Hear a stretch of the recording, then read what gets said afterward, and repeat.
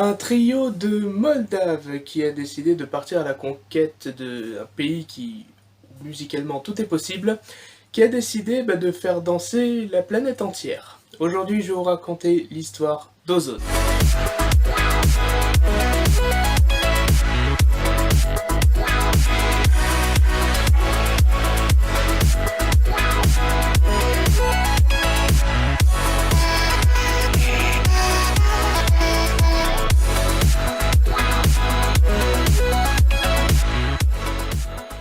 Alors Ozone au début c'était deux gars, Dan Balan et un mec que vous voyez à droite dont personne ne va retenir son nom parce que il va vite se barrer car la sortie du tout premier single de Ozone qui s'appelait Project Ozone en 1998, le succès n'était pas tellement au rendez-vous.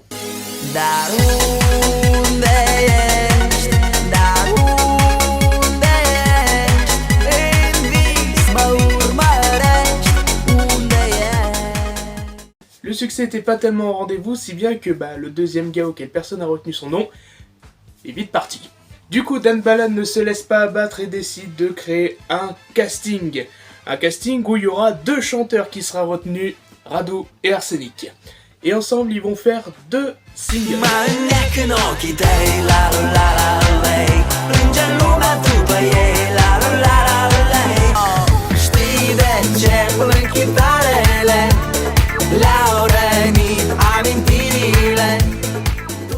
De single, il fait pas succès tout de suite, mais il commence à titiller la presse. Et en 2003, il décide de créer une sorte de chanson avec quelques mots balancés au hasard. Mais pour cette chanson, il décide de partir à la conquête d'un pays où musicalement tout est possible. Et je nomme ce pays la Roumanie. Ils avaient le choix entre les États-Unis ou voire la Pologne, la Russie. Les gars, ils choisissent la Roumanie. Ok. Et donc, bon, c'est des Moldaves, ils ont une petite maîtrise de la langue roumaine, donc ils vont essayer de prendre des cours, ils écrivent des phrases en roumain, ils les balancent sur une table basse, au pif. Ils disent, putain, si on fait ça, ça donne une chanson, hein. Ils disent, bon, la chanson elle est écrite, sauf que on n'a pas le refrain et on n'a pas le titre de la chanson. Et là, il y a un des trois membres, je sais pas lequel, il a dit, vous savez quoi les mecs ?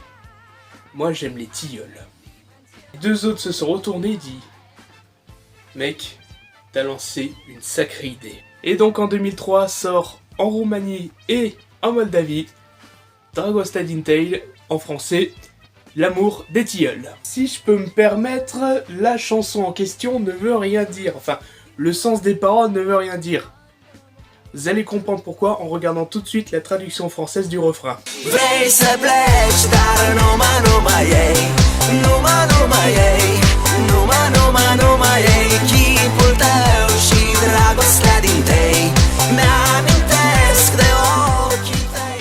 Les gars sont littéralement tombés sur la tête quoi.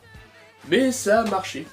Si bien qu'en 2004, une chanteuse italienne décide de reprendre le tube sans payer le moindre droit d'auteur. Elle fait un cover, mais elle paye rien du tout. Et le single Dragostea din Tale, la version originale d'Ozone, verra le jour à échelle internationale et fera succès dans 25 pays, numéro 1 dans 25 pays. Le single fait danser toute la planète. Et face à ça, les gars ils se disent, ouais, le single il fonctionne, viens on fait un album.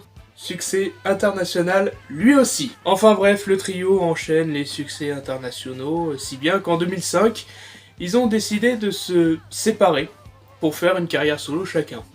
Je peux vous garantir une chose, c'est que les carrières solo de Radu et Arsenic se sont littéralement cassé la gueule, contrairement à la carrière solo de Dan Balan, où là, il a gagné en notoriété.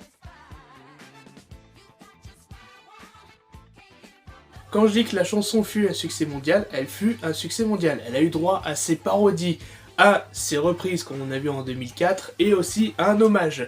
On va commencer par les reprises. Donc reprise de 2004, on a vu avec la chanteuse italienne.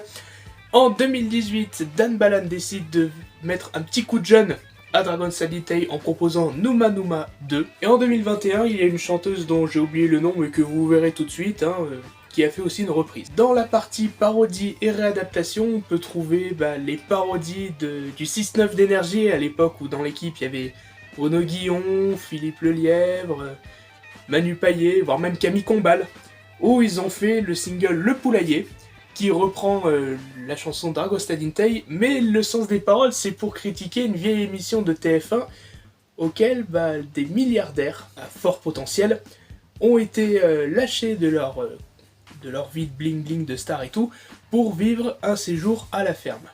Et ça a inspiré justement le 6-9 pour pouvoir faire quelque chose assez rentre-dedans. Parlons aussi de la ferme célébrité. Dans la première saison de la ferme célébrité, il y avait un milliardaire italien qui s'appelait Massimo Gargia, et qui a fait une parodie à son image. Et il y avait aussi Koé qui a fait une parodie en s'inspirant de ses collègues de Énergie. Et je crois qu'il avait fait la parodie quand il était chez Europe 2, si je dis pas de bêtises. Au niveau hommage, il y a eu un hommage récent qui a été fait, avec le vidéaste Squeezie, le vidéaste et musicien Chronomusic et le musicien Mid, qui ont formé le groupe Très Déquêté, en français ça veut dire 3 doigts, et ils ont fait 2 singles, Time Time et Spaceship.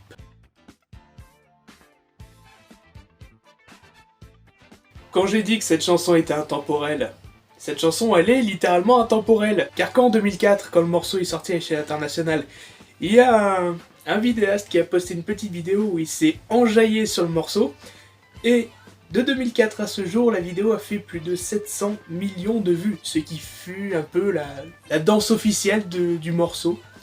Mais vraiment, le gars il a fait succès grâce à ça, il était même invité dans les plateaux télé, il est reconnu. Vraiment, c'est l'un des tout premiers phénomènes internet avant qu'on parle de phénomènes d'internet encore de même. Vous voyez les enfants, c'est facile de faire de la chanson, surtout si on connaît pas trop la langue. Suffit d'écrire quelques phrases dans une langue, de les mettre au hasard. Si ça n'a pas de sens, on s'en fout, du moment que ça fait danser, ça va, hein. Salaud va! Ainsi s'achève ce nouvel épisode de Musicos, merci de l'avoir regardé. Pour ne rien rater de mes vidéos, vous connaissez la chanson, n'hésitez pas à vous abonner, à activer la cloche pour être notifié, suivez-moi sur les réseaux sociaux, surtout sur Instagram où je poste de contenus divers et variés, et surtout quelques shootings photos que je peux réaliser. Je vous dis à la prochaine, portez-vous bien, et soyez heureux, c'est le plus important. Ciao!